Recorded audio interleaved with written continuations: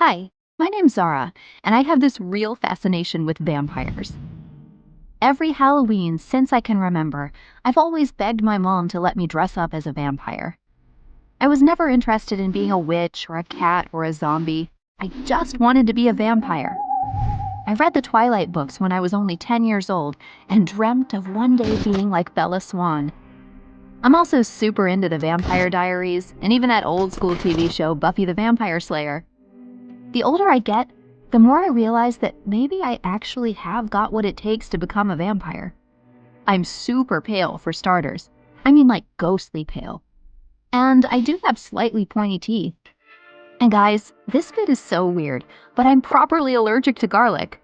So I feel like I'm halfway there. The kids at school always tease me and call me Goth Girl, but they're pretty stupid.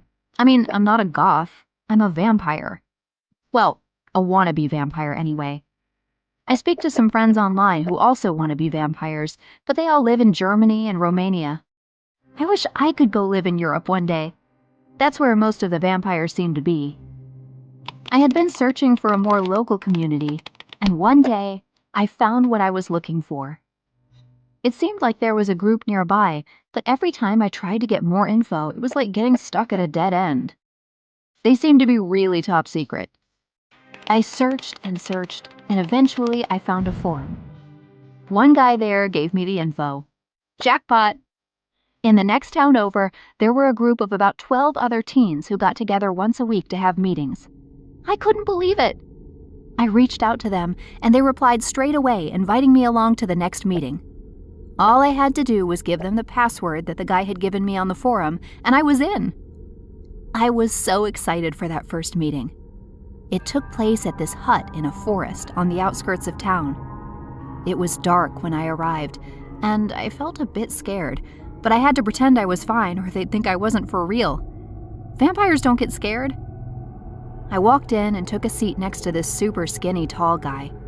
He just happened to be the leader, and he asked me to stand up and prepare for my initiation.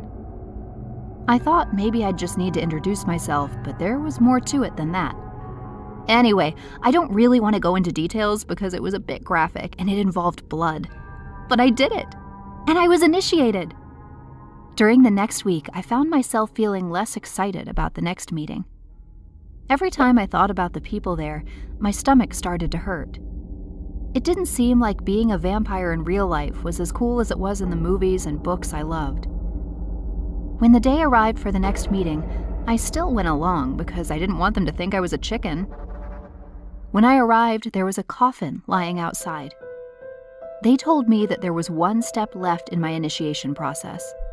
That if I really wanted to be a part of their community, I had to spend the night sleeping in the coffin, half buried underground. I laughed. Surely they were joking, but they weren't.